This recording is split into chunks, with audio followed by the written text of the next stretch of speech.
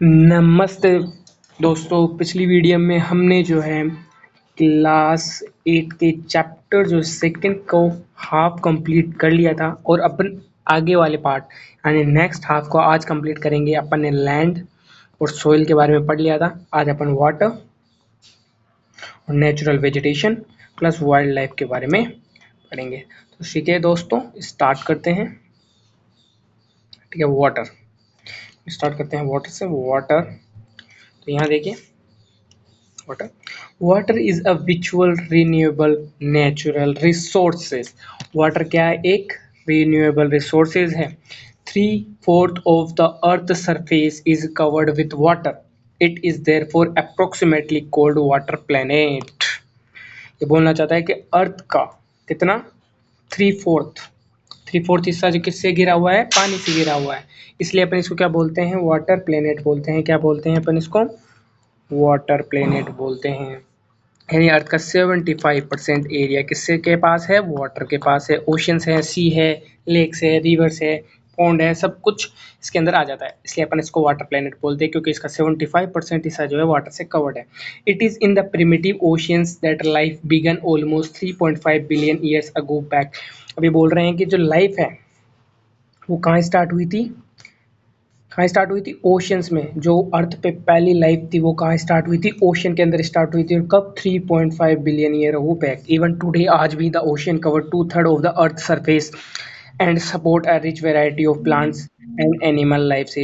अब वो बोल रहा है कि पर आज भी जो ओशियन है वो 2/3, यानी अर्थ अगर 3 पार्ट्स में है तो 2 पार्ट्स के अंदर तो क्या है? ओशियन ही है। और काफ़ी रिच वेराइटी के अंदर एनिमल और प्लांट्स भी ओशियन के अंदर हैं। The ocean water is however saline, not fit for human consumption. जो ओशियन का वाटर है वो कैसा है? सलाइन है, खारा है और ह्यूमन के काम का बिल्कुल नहीं है। Fresh water accounts only 2.7%। और फ्रेश वाटर कितना है? बोल रहे हैं कि फ्रेश वाटर, अब देखिए फ्रेश वाटर कितना है? ओनली 2.7%। अगर अर्थ पे 100% वाटर है, उसका 2.7% वाटर ही जो है क्या है? फ्रेश है, जिसको अपन काम में ले सकते हैं। बाकी कितना बच गया? बाकी अप्रोक्सीमेटली 97% कैसा है? सलाइन वाटर है। Nearly 70% of this occurs in ice sheets and glacier in the Antarctica, Greenland, mountainous regions। अब ये इसके अंदर ऐसे बोल रहे हैं कि अगर 2.7% के ऊपर अगर एक बार 100% मान ले तो उसका भी 70% कहाँ पर है? उसका भी 70% जो है आइस शीट के अंदर, ग्लेशियर्स के अंदर कहाँ पे है? अंटार्कटिका, ग्रीनलैंड और माउंटेन रीजन्स पे बर्फ के फॉर्म में जमा हुआ है, जिसको अपन डायरेक्ट यूज में नहीं ले सकते हैं। Due to their location they are inaccessible, क्योंकि उनकी लोकेशन ही ऐसी है कि उनको अपन यूज़ में नहीं ले सकते। अब अंटार्कटिका में जाके आप कैसे पानी यूज़ करोगे? अंटार्कटिका में जाओगे, वहाँ बर्फ़ है, ग्रीनलैंड में भी बर्फ़ है, माउंटेन पे भी क्या हो जाती है? आइस शीट, ग्लेशियर्स हैं। Only 1% of the fresh water is available. Only 1% water जो ही है वो ह्यूमन फिट के लिए यूजेबल है।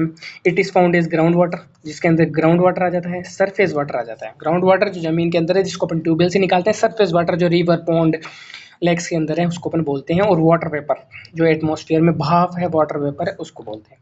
वही अपने काम की है। Fresh water is there for the most precious substances on earth. इसी वजह से अर्थ एक ब्लू प्लेनेट है, एक वाटर प्लेनेट है, फिर भी पानी इतना इंपॉर्टेंट है। और ये काफ़ी ज़्यादा प्रीसियस रिसोर्सेज है, प्रीसियस सब्सटेंस है, कुछ भी मान लो, काफ़ी प्रीसियस है अपने लिए। ठीक है। Water can either be added और सब्ट्रैक्टेड फ्रॉम द अर्थ। अब ये बोल रहा है कि जो वाटर है उसको ना तो घटाया जा सकता है और ना ही बढ़ाया जा सकता है। वो आज के 3.5 बिलियन ईयर अगो बैक जितना था, आज भी उतना ही है। लेकिन फिर ये कैसे कम पड़ रहा है, तो इसके बारे में देखते हैं। Its total volume remain constant, ये जितना था उतना ही रहता है। Its abundance only seen in very because it is constant motions cycling through the ocean, the air, the land, and back again through the process of vaporization, precipitations, and runoff. This is called already you know as referred water cycle। Water cycle की process से अपने को ये ज़्यादा लगता है। Water cycle की process क्या होती है? देखिए समझते हैं वाटर साइकिल की प्रोसेस क्या है। ये ओशन है, ओशन में सन की हीट से वाटर क्या होगा? वेपोरेट हो जाएगा, ऊपर जाएगा, बादल के फॉर्म में बन जाएगा, और फिर वो वापस क्या हो जाएगा? प्रिसेप्शन, यानी बारिश के फॉर्म में लैंड पे आ जाएगा। लैंड पे आ जाएगा, लैंड में क्या हो जाएगा? मॉइस्चर, फिर वापस वहाँ पे सन आएगा और वो मॉइस्चर कैसे हो जाएगा? वापस वेपोरेट हो जाएगा। इसको ही वाटर साइकिल बोलते हैं। आते हैं अपन अपने नेक्स्ट पेज पे। humans uses huge amount of water not only for drinking and washing but also in the process of production। पहले क्या होता था, पहले जो ह्यूमन था पानी पीने के लिए और धोने के लिए इस्तेमाल करता था, लेकिन आज के टाइम पे जो मॉडर्न ह्यूमन है वो प्रोडक्शन के लिए भी वाटर का यूज़ करता है, इसलिए वो वाटर का यूज़ ज़्यादा कर रहा है, इसलिए जो प्रीशियस रिसोर्सेज है इसकी थोड़ी कमी पड़ रही है। ठीक है, वाटर फॉर एग्रीकल्चर, वो वाटर किसके लिए ले रहा है, एग्रीकल्चर। प्रिमिटिव नहीं लेते थे, इंडस्ट्रीज के लिए रहता है, इलेक्ट्रिसिटी जनरेट करने के लिए लेता है डैम्स के द्वारा। ठीक है, और भी काफ़ी यूजेस करता है, लेकिन प्रिमिटिव मैन जो आज के 300 साल पहले इंसान थे वो इतना यूज़ में नहीं लेते थे, लेकिन आज के टाइम पे लेते हैं। Increasing population, rising demand for food and crash crops, increasing urbanisation and rising standard of living are the major factor leading to the shortage of supply of fresh water either due to the dying of water resources और water pollution. अभी बता रहा है कि water की कमी क्यों है, क्योंकि वाटर की कमी क्या है, अपनी जो पॉपुलेशन है अपने क्या है, इंक्रीजिंग अर्बनाइजेशन, एक ये रहा इंक्रीजिंग पॉपुलेशन, पॉपुलेशन क्या हो रही है, इंक्रीज हो रही है, अपनी डिमांड इंक्रीज हो रही है, अपना अर्बनाइजेशन जो है वो इंक्रीज हो रहा है, अपना शहरीकरण की तरफ बढ़ रहे हैं, तो अपन अपनी जो लाइफ है वो सिटी के टाइप रख रहे हैं, ना कि एक विलेज की तरह से रख रहे हैं। इसकी वजह से भी वाटर का जो है वो यूजेस बढ़ गया है, अपना लिविंग स्टैंडर्ड बढ़ गया है, अपना रहने का तरीका बढ़ गया है, इसलिए। और किसकी वजह से, और जो वाटर के रिसोर्सेज हैं जैसे लेक्स है, पॉन्ड्स है, वो सूख रहे हैं, वाटर पोल्यूशन हो रहा है, इसकी वजह से क्या है, वाटर की जो है शॉर्टेज बढ़ रही है। अब देखते हैं problems of water availability, water की अवेलेबिलिटी के लिए क्या क्या प्रॉब्लम्स है इसको देखते हैं अपन थोड़ा सा। ये देखिए, there is scarcity of water in many regions of the world, विश्व के काफ़ी ऐसे हिस्से हैं जहाँ पे पानी की काफ़ी ज़्यादा कमी है। Most in Africa, West Asia, South Asia, parts of western USA, north west Mexico, parts of South America and entire Australia are facing shortage of fresh water. ये जितनी भी कंट्रीज़ हैं ये क्या है, फ्रेश वाटर की कमी है इनके अंदर। Countries located in climatic zone most susceptible to the droughts face great problems of water scarcity. कई कंट्रीज ऐसे क्लाइमेट जोन में है जहाँ पे ड्राउट की समस्या ज़्यादा होती है, जहाँ पे हीट ज़्यादा पड़ती है, जहाँ का टेम्परेचर हमेशा राइज रहता है, वहाँ पे जो वाटर है वो सूखे की वजह से कमी है, तो वहाँ पे वैसे प्रॉब्लम है। थस वाटर शॉर्टेज में consequences of variation of seasonal and annual perceptions और scarcity caused by over exploitation and contamination of water resources. Water की कमी कैसे है, एक तो क्लाइमेट जोन की वजह से हो सकती है, दूसरी हो सकती है अपन पानी को खराब कर देते हैं फालतू की चीज़ों में, अपन इसका ज़्यादा यूज़ करते हैं, इसकी वजह से वाटर अवेलेबिलिटी में दिक्कत हो सकती है। कहीं पे ऐसा हो जाता है, कहीं पे ज़्यादा बारिश हो जाती है, कहीं पे कम बारिश होती है। इस साल ज़्यादा बारिश हो गई तो वाटर ज़्यादा है, अगले साल नहीं हुई तो वाटर कम हो जाएगा, इसकी वजह से वाटर की अवेलेबिलिटी में दिक्कत है। अब कंजर्व कैसे करें वाटर को, इसके बारे में देखिए। Access to clean and adequate water source is a major problem facing world today. साफ पानी को प्राप्त करने आज के विश्व में सबसे बड़ी दिक्कत है। Steps are taken by the conserve this developing, काफ़ी ज़्यादा जो है पॉलिसीज बनाई गई है इस बहुमूल्य रिसोर्सेज को बचाने के लिए। Even through water is a renewable resources, it over use and pollution make it unfit for use. Water का एक रिन्यूएबल रिसोर्सेज, ये कंस्टेंट है, ना तो बढ़ता है ना घटता है, ये जितना था उतना ही रहता है, लेकिन इसका ज़्यादा यूज़ करना है, उसको खराब करना है, इसको पोल्यूट करने की वजह से ये अनफिट रह गया है। कैसे, discharge of untreated and partly treated sewage, agriculture chemical and industrial effluent in water bodies are the major contamination, they polluted the water with nutrients metal and pesticides। अपन क्या करते हैं, वाटर सोर्सेज है जैसे river है, river के अंदर industrial waste भी कर देते हैं, स्वेजेज भी कर देते हैं और एग्रीकल्चर वेस्ट को भी कर देते हैं। तो ये जो वाटर है, ठीक है, ये पहले क्या था, एक अच्छा और पीने लायक स्रोत था, लेकिन इसके अंदर अपन ने क्या कर दिया, इंडस्ट्री के वेस्ट को लगा दिया, दूसरे वेस्ट, तीसरा वेस्ट, एग्रीकल्चर, सारे वेस्ट को लगा के इस वाटर को क्या कर दिया, अनफिट कर दिया ह्यूमन यूज़ के लिए। ठीक है, अब देखिए यहाँ पे भी एक है, most of these chemicals are non biodegradable and reach human bodies through water. काफ़ी ज़्यादा जो केमिकल्स हैं जो अपन फ्रेश वाटर सोर्सेज के अंदर इंजेक्ट कर देते हैं या डिस्चार्ज कर देते हैं, वो ह्यूमन फिट के लिए अच्छे नहीं होते, वो नॉन बायोडिग्रेडेबल होते हैं, वो ह्यूमन बॉडी के अंदर वाटर के थ्रू चल जाते हैं और बीमारियां फैलाते हैं। Water pollution can be control by treating this effects systemly और releasing them in water bodies. अपन वाटर पोल्यूशन को कैसे रोक सकते हैं, अपने को अच्छे तरीके लगाने चाहिए, रोक लगानी चाहिए इस फालतू के वेस्टेज को वाटर सोर्सेज में डिस्चार्ज होने से। ठीक है, क्योंकि आप कोई भी इंडस्ट्री जो है वाटर सोर्सेज में ऐसे फालतू के वेस्ट डिस्चार्ज नहीं करे, इस पर अपने को रोक लगानी चाहिए। Forest and other vegetation cover slow and surface run of and repression grain water.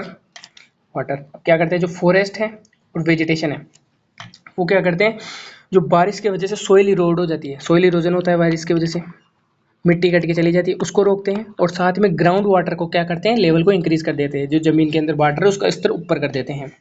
ठीक है। वाटर हार्वेस्टिंग तो अपने को क्या करना चाहिए, इसके कंजर्व करने के लिए क्या करना चाहिए, फॉरेस्ट पे और वेजिटेशन पे ज़्यादा ध्यान देना चाहिए। उससे क्या होगा, एक तो सोइल इरोजन नहीं होगी और अपना अंडरग्राउंड वाटर लेवल जो है वो बढ़ जाएगा। Water harvesting is another method to save sun surface run off. Water harvesting करनी चाहिए। वाटर हार्वेस्टिंग यानी जैसे रेनफॉल आ रही है, रेनी सीजन है, रेनफॉल आ रही है, उसका वाटर जो है अपने को स्टोर कर लेना चाहिए किसी टैंक के अंदर, किसी भी पॉन्ड के अंदर, और उसको जो बारिश चली जाएगी, जब सूखा पड़ेगा तो अपन को क्या करना चाहिए, उस वाटर से इरीगेट करना चाहिए। इससे भी अपन क्या है, वाटर को बचा सकते हैं। The canal used for irrigation field should be properly line to minimise loss of water seepage. और जो कैनल है, नहर जो सिस्टम होता है, जो कैनल जो है इरिगेशन के लिए काम में आती है, उसको भी ऐसे बढ़िया तरीके से यूज़ करना चाहिए, ज़्यादा वेस्ट नहीं करना चाहिए। Sprinklers effectively irrigate the area by checking the water losses and seepage and vaporisation. Sprinkle यानी फव्वारे, ये फव्वारे से जो है इसको करना चाहिए। इससे क्या है, पानी का वेस्ट कम होता है और ज़्यादा से ज़्यादा एरिया में अपन क्या कर सकते हैं, इरीगेट कर सकते हैं। ठीक है। In dry region with high rates of vaporisation drip and trickles irrigation is very useful. जहाँ गर्मियाँ ज़्यादा पड़ती हैं, जहाँ पे पानी काफ़ी कम है, वहाँ पे अपने को ड्रिप सिस्टम का यूज़ करना चाहिए। उससे क्या होता है, वाटर का जो है वेस्टेज कम होता है और उसको यूज़ ज़्यादा कर सकते हैं अपन। The valuable water resources can therefore be conserved by adopting this means of irrigation. अपन वाटर को ऐसे भी बचा सकते हैं। ठीक है। अब आ जाते हैं natural vegetation and wild life. ठीक है। अब ये देखते हैं, ये कुछ एग्जीबिशन के अंदर बचे जाते हैं, ये थोड़ा सा ये कुछ एग्जीबिशन के अंदर बचे जाते हैं, तो वहाँ पे कोई बातचीत होती है उन बच्चों के बीच में, उसको अपन डिस्कस करते हैं। तो वहाँ पे देखिए ये स्टार्ट होता है कि स्कूल के बच्चे एक एग्जीबिशन में जाते हैं, जो कि किसका एग्जीबिशन है, हैंडीक्राफ्ट्स। हैंडीक्राफ्ट्स यानी जो कोई भी सबस्टांस है, कोई भी मटेरियल है, कोई भी ऑब्जेक्ट है जो कि हाथों से बना हुआ है, जो अपने डेली यूज़ में काम आता है, जो हाथों से बना है, उसको हैंडीक्राफ्ट बोलते हैं। उसके एग्जीबिशन में जाते हैं। और ये जो एग्जीबिशन के अंदर जो आर्टिकल्स थे, वो कहाँ से लेके आए थे, different parts of the country, north west east south, हर जगह से जो है आर्टिकल्स लेके आए गए थे। अब Mona picked a bag and exclaimed. Mona एक स्टूडेंट है, वो एक बैग को उठाती है और बोलती है this is a beautiful hand bag. वो बोलती है कि काफ़ी सुंदर बैग है, yes it is made of jute. Teacher से बोलती है कि जूट से बना हुआ है। Do you see those basket lamp shades and chairs. Teacher से बोलती है उन बास्केट्स को देखो, लैम्प शेड्स को देखो, चेयर्स को देखो। Those are made of the canes and bamboos. वो किससे बनी हुई है, बम्बोस से बनी हुई है। In eastern and north eastern humid region of India bamboo grows in plenty. अब वो बोलती हैं कि जो ईस्टर्न एरिया इंडिया का, नॉर्थ ईस्टर्न एरिया यानी अरुणाचल प्रदेश, आसाम हो गया, वहाँ पे जो बम्बो है वो काफ़ी ज़्यादा उगाया जाता है। अब दूसरी स्टूडेंट क्या है, Jessie, was excited and see a silk scarf. वो क्या देखती है, एक दुपट्टा देखती है सिल्क का। वो बोलती है सी दिस स्कार्फ, बोलती है कि इस ब्यूटीफुल स्कार्फ को देखो। The teacher explain the silk is obtained from the silk worm that are breed on mulberry trees. अब टीचर क्या बोलती है कि जो सिल्क है, स्कार्फ है सिल्क का बना हुआ है, और सिल्क किससे बनता है, सिल्क वॉर्म से बनता है, जो कि मलबेरी ट्री पे ब्रीड करते हैं। मलबेरी ट्री पर ही वो सिल्क का जो उत्पादन करते हैं या उसको प्रोड्यूस करते हैं। The children understood that plants provide us many different products that we use in our daily life. अब बच्चे से क्या समझ जाता है कि जो प्लांट्स है अपने को काफ़ी वेराइटी ऑफ चीज़ें, थिंग्स अपने को देते हैं जो अपने डेली यूज़ के अंदर काम आती है। जैसे आपकी नोटबुक है, उसका जो पेज है वो किससे बना हुआ है, प्लांट्स के क्लब से बना हुआ है, गुर्दे से बना हुआ है। ठीक है। अब आ जाते हैं यहाँ पे, ये काफ़ी इंपॉर्टेंट है। Natural vegetation and wildlife exist only in a narrow zone contract between lithosphere, hydrosphere, atmosphere called biosphere। ये काफी इंपॉर्टेंट है, काफी इंपॉर्टेंट है। ठीक है। ये बोल रहा है जो नेचुरल वेजिटेशन और वाइल्ड लाइफ है वो कहाँ पे एग्जिस्ट करती हैं, लिथोस्फेयर, हाइड्रोस्फेयर, एटमॉस्फेयर, जिसको अपन क्या बोलते हैं, बायोस्फेयर। लिथोस्फेयर, लिथोस्फेयर का मतलब होता है लैंड, हाइड्रोस्फेयर का मतलब होता है वाटर, और एटमॉस्फेयर का मतलब होता है एयर, या अपन बोल सकते हैं O2 ऑक्सीजन। ठीक है। अब इसको समझते हैं। देखिए, नेचुरल वेजिटेशन प्लांट्स और वाइल्ड लाइफ एनिमल्स। अपन भी एक एनिमल ही है, human being also an animal. अब देखो, इनको सर्वाइव करने के लिए लैंड की जरूरत होती है। प्लांट्स को लैंड की जरूरत तो होगी, ऐसे तो है नहीं हवा में उग जाएगा। फिर अगर लैंड मिल गई और वाटर नहीं है तो कैसे सर्वाइव करेगा, वाटर तो चाहिए ही चाहिए। वाटर और लैंड मिल गई लेकिन अपने को एयर नहीं मिली, ऑक्सीजन नहीं मिलता, अपन कैसे सर्वाइव, ये तीनों अगर मिलेंगे तभी अपन क्या कर सकते हैं, सर्वाइव कर सकते हैं। और इन तीनों के जो नैरो कॉन्टेक्ट है, इन तीनों को मिलने को अपन क्या बोलते हैं, बायोस्फीयर बोलते हैं। तो आप समझ गए होंगे In the biosphere, living beings are interrelated and dependent on each other for survival. This life supporting system is known as ecosystem.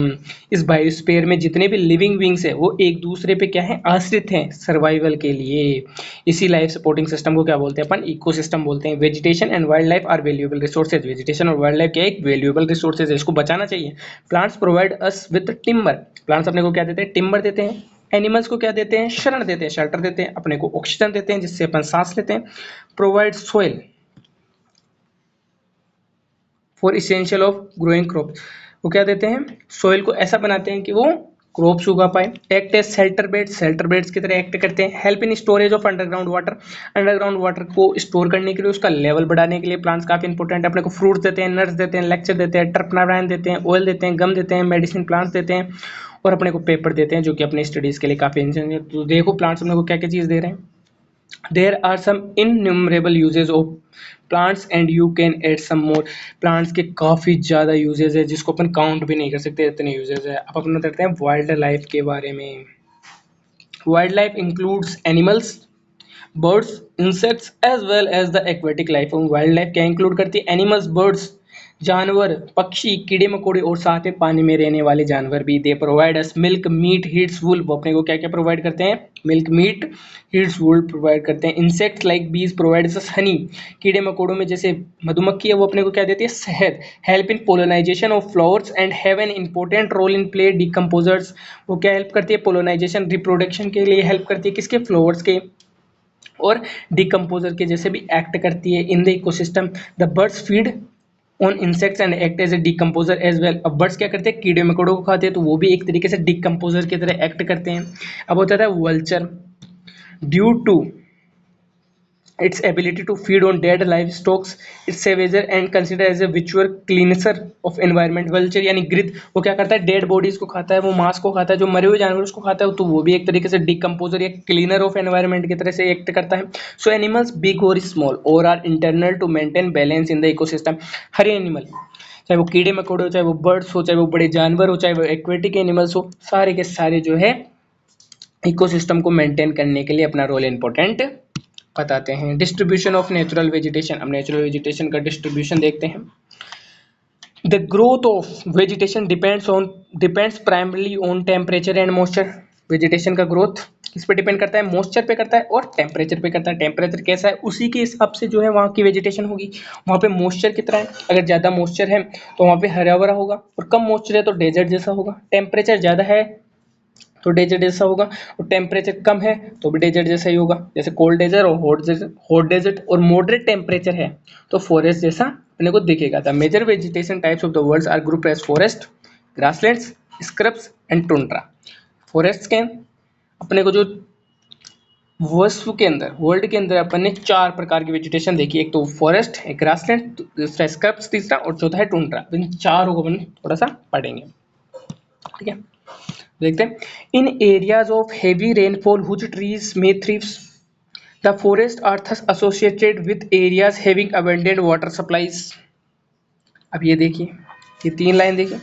जहाँ पे ज़्यादा बारिश होती है वहाँ पे बड़े बड़े ट्रीज होते हैं, क्योंकि उनको मॉइस्चर ज़्यादा मिल जाता है, सनलाइट भी ठीक ठाक मिल जाती है, तो वहाँ पे क्या बन जाते हैं, फॉरेस्ट बन जाते हैं। भाई ज़्यादा रेनफॉल होगी तो हर जगह पेड़ पौधे उग जाएंगे। जैसे अपने राजस्थान के अंदर क्या होता है कि वो जो रेनी सीजन आता है तब बारिश होती है तो हर जगह हरियाली हो जाती है। लेकिन यहाँ अगर 12 के 12 महीने ही रेन रहे तो यहाँ पे क्या रह जाता है, फॉरेस्ट हो जाते हैं। ठीक है, समझ गए आप, क्योंकि यहाँ पे वाटर सप्लाई क्या है, बहुत ज़्यादा है। अब दूसरा देखिए, as the amount of moisture decreases the size of trees and their density reduces, short standard trees and grasses grows in the region of moderate rainfall forming the grassland in the world. अब ये देखिए, अब ये बोल रहे हैं जैसे कि जहाँ पे ज़्यादा बारिश हो रही है वहाँ तो फॉरेस्ट बन रहे हैं। अब ऐसे मान लो जहाँ पे मॉडरेट रेनफॉल हो रही है, जहाँ पे ज़्यादा भी नहीं हो रही है कम भी नहीं हो रही है, एक मॉडरेट रेनफॉल हो रही है, ठीक है, तो वहाँ पे क्या हो जाएगा, मॉइस्चर कम हो जाएगा। एक बारिश थोड़ी कम हो रही है तो थोड़ा मॉइस्चर कम हो जाएगा, तो वहाँ पे जो पेड़ की डेंसिटी है, भाई एक एरिया में कितने पेड़ हैं, तो वो भी तो थोड़ा कम हो जाएंगे, और उनकी साइज भी डिक्रीज हो जाएगी, तो वहाँ क्या हो जाएगा, ग्रासेस बन जाएंगी। तो उसको कैसे बोलते हैं, ग्रासलैंड। तो ग्रासलैंड कहाँ बनेंगे, जहाँ पे मॉडरेट रेनफॉल हो। फॉरेस्ट कहाँ बनेंगे, जहाँ पे ज़्यादा रेनफॉल हो, ठीक है। तीसरा आ जाता है thorny shrubs and scrubs are grown in dry areas of low rainfall. In such areas, plants have deep roots and leaves are thorny and waxy surface reduce loss of moisture through transpiration. अब इन्होंने क्या बोल दिया, जहाँ पे बारिश काफ़ी कम हो, क्या हो, जहाँ पे रो रेनफॉल हो, जहाँ पे काफ़ी कम हो, जहाँ पे मॉइस्चर बिल्कुल कम हो, तो वहाँ पे जो है प्लांट्स कैसे हो जाते हैं, जैसे कैक्टस। ये डायरेक्ट डेजर्ट के बारे में बोल रहे हैं। डेजर्ट में क्या होता है, रेनफॉल काफ़ी कम होती है, मॉइस्चर काफ़ी कम होता है, तो वहाँ पे कैसे वेजिटेशन होती है, कैक्टस जैसी होती है, स्कर्ब जैसी होती है। कांटेदार पेड़ होते हैं जिनकी रूट्स लंबी होती है सोइल के अंदर, और जिनकी जो लीव्स होती है जो वैक्सी होती है, ताकि वो मॉइस्चर लूज ना करे। अब tundra vegetation of colder cold polar, tundra vegetation कहाँ होती है, पोलर एरिया के पास होती है। कहाँ होती है, पोलर एरिया के पास होती है टुंड्रा वेजिटेशंस। पोल्स के पास में जो भी एरियाज होते हैं वहाँ पे टुंड्रा वेजिटेशंस होती हैं, क्योंकि वहाँ पे इतनी ठंड पड़ती है। वहाँ पे ऐसे पेड़ आपको देखने को ज़्यादा मिलेंगे, ऐसे, बिल्कुल ऐसे, इस पर बर्फ आराम से जाके फिसल सके, ठीक है। ऐसे वेजिटेशन आपको जाके जाके मिलेगी। वहाँ पे क्या है, मोसेस और लिंचस, ठीक है। अब आ जाता है, today there are many more people in the world than there were 2 centuries ago. ये क्या बोल रहा है कि आज के टाइम पे पीपल जो है, जो अर्थ पे है, वो पॉपुलेशन क्या हो चुकी है, बढ़ चुकी है, ठीक है। To feed and growing numbers of large areas of forest have been clear to grow crops. अब जो पॉपुलेशन बढ़ चुकी है, उनको जो फूड सप्लाई करने के लिए अपने को क्या करना पड़ रहा है, जो फॉरेस्ट है उसको क्लियर करने के लिए अपने को एग्रीकल्चर लैंड बनानी पड़ रही है। अपन फॉरेस्ट क्लियर कर रहे हैं एग्रीकल्चर लैंड के लिए। Forest cover all the world is vanishing rapidly. अब जो फॉरेस्ट कवर है वो धीरे धीरे घटता जा रहा है। There is urgent need to conserve this valuable resources. अपने को इसको बचाने के लिए कुछ ना कुछ तो करना चाहिए। Conservation of natural vegetation and wild life. अब इसमें देखिए क्या कर सकते हैं अपन, वो बताया गया। Forest is our wealth, forest क्या है, अपनी वेल्थ है। Plant give us shelter to animals and together they maintain the ecosystem. Plants किसको शेल्टर देते हैं, एनिमल्स को, और एनिमल्स और प्लांट दोनों मिला के क्या बनाते हैं, इकोसिस्टम बनाते हैं। Changes of climate and human interference can causes loss of natural habitats. Climate में चेंज होना और ह्यूमन का इंटरफेरेंस करना बार बार, इसकी वजह से क्या होता है, नेचुरल हैबिटेट्स को लॉस हो सकता है। Many species have become vulnerable and endangered and some on the verges of extinction. Climate में चेंज और ह्यूमन इंटरफेरेंस की वजह से कुछ जो स्पीसीज हैं, वो प्लांट्स की भी हो सकती है, वो एनिमल्स की हो सकती है, वो क्या हो चुकी है, इंडेंजर हो चुकी है और लगभग लुप्त होने की स्थिति में आ चुकी है, यानी गायब हो चुकी है। डिफोरेस्टाइजेशन, जंगलों की कटाई। सॉइल इरोजन, जमीन जो मिट्टी है उसका कटना। कंस्ट्रक्शन एक्टिविटीज एक घर, हाउसिंग कॉम्प्लेक्स, इंडस्ट्रीज बनाना। फॉरेस्ट फायर्स, जंगल में आग लगना। Tsunami, landslides are some of the human and natural factors accelerate the process of extension of this resources. ये सारे एक मुख्य कारण हो सकते हैं इन रिसोर्सेज का लुप्त होने के, ठीक है। One of the major concern is poaching with result in sharp decline of number of particular species. Poaching यानी शिकार करना, particular species. The animals are posed to collect illegal trade hints, skins, nails, teeth, horns as well as feathers. Animals का शिकार किस लिए करते हैं, वो इलीगल ट्रेड करने के लिए। जैसे उनकी स्किन बेच देते हैं, उनके नेल, उनके नाखून बेच देते हैं, उनके दांत बेच देते हैं, उनके सींग बेच देते हैं, उनके फीदर्स यानी पंख, पक्षियों के पंख बेच देते हैं। उनके लिए उनका क्या करते हैं, वो इलीगल तरीके से शिकार करते हैं। इसकी वजह से वो क्या है, एक्सटिंक्शन की स्थिति में आ गए हैं। Some of this animals are tiger, lion, elephant, deer, black buck, crocodile, rhinoceros, snow leopard, ostrich, peacock. ये कुछ एग्जांपल हैं। This can be conserved by increasing awareness. इनको कैसे बचाया जा सकता है, अवेयरनेस इंक्रीज करके। National park, wildlife sanctuaries, biosphere reserves are made to protect our natural vegetation and wildlife resources. Government ने क्या कर रखा है, गवर्नमेंट ने नेशनल पार्क बनाए हैं, वाइल्ड लाइफ सेंचुरीज बनाई हैं, बायोस्फीयर बनाए हैं, रिजर्व्स बनाए हैं, इन वैल्यूएबल रिसोर्सेज को बचाने के लिए। Conservation of creeks lakes and wetlands is necessary to save the precious resources from depreciation. इनको बचाने के लिए क्या किसकी जरूरत है, अपने को वेटलैंड की जरूरत है। There is a balance in the environment if the relative number of species is not disturbed. There is a balance in environment if relative number of species is not disturb. Environment में balance कैसे होगा कि अपन इन जो species है उनके numbers को disturb नहीं करेंगे, इलीगल जो है ट्रेड नहीं करेंगे, ऐसे नहीं करेंगे, इनको भी रोक लगनी चाहिए। इससे क्या होगा कि जो इन्वायरमेंट में है उसमें के अंदर क्या होगा, बैलेंस मेंटेन रहेगा। Human activities is several parts of the world have disturb the natural habitats of many species. Human activities की वजह से जो है काफ़ी जगह पे जो है इनहेबिटेंट्स और इन स्पीसीज को काफ़ी ज़्यादा लॉस हुआ है। ठीक है, आप समझ सकते हो कि ह्यूमन के इंटरफेरेंस की वजह से ये होता है। Due to the indiscriminate killing of several birds and animals have either become extinct or in the verge of extinction। Illegal तरीके से बर्ड्स और एनिमल्स को मारने की वजह से ये काफ़ी ज़्यादा लुप्त हो चुके हैं। Awareness programs like social forestry and Van Mahotsav should be encourage at the regional and community level. अपने को सोशल अवेयरनेस प्रोग्राम्स को क्या करना चाहिए, प्रमोट करना चाहिए। School children should be encourage to bird watch and visit nature camp so that can appreciate habitats and various species.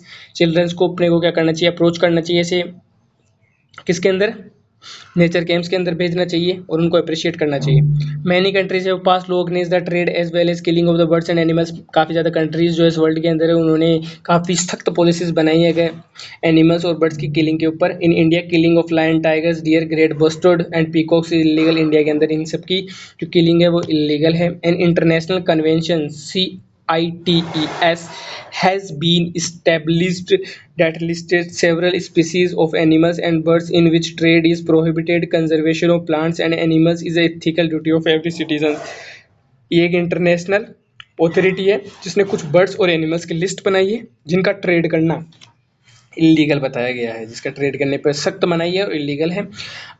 और अपने एक जो एक सिटीजन है उसकी ड्यूटी है कि अपने को प्लांट्स और एनिमल्स को कंजर्व करना चाहिए, उनकी रक्षा करना चाहिए, ना कि उनको मारना चाहिए। इसी के साथ जो है गाइज आपका जो है चैप्टर ये कंप्लीट हो चुका है। नेक्स्ट वीडियो में जो है अपन इसके क्वेश्चन आंसर्स को देखने वाले हैं। चैप्टर कंप्लीट आपका हो चुका है। कोई भी डाउट हो तो आप कमेंट सेक्शन खुला है, आप पूछ सकते हैं। ठीक है।